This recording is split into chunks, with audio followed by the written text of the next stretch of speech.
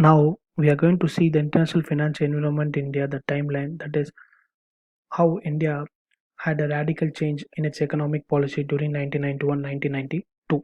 When you take the pre-colonial period, India was considered to be the manufacturing hub.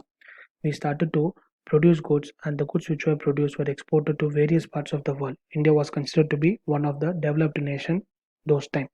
When you take the colonial period, when the British started to invade our country, they identified that India was rich with natural resources, and the natural resources were exported to many parts of the world. So India was considered to be an exporting nation in terms of raw materials and not as a nation of exporting manufacturing goods.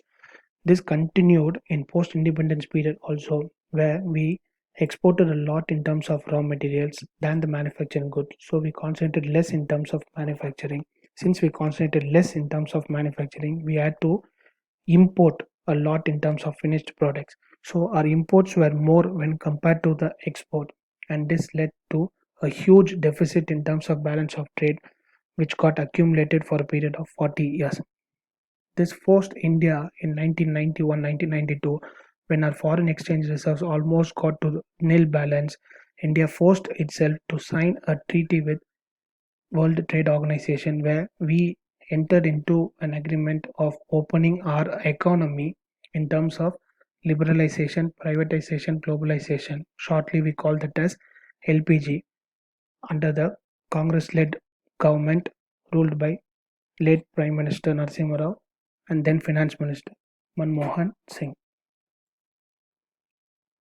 When you take the openness in terms of international financial transaction, that is after entering into an agreement with the World Trade Organization, the openness stood at 15%. Openness means the trade to GDP ratio, that is our imports add export together divided by GDP, which gives the trade to GDP ratio, stood at 15% during 1990 and 1991.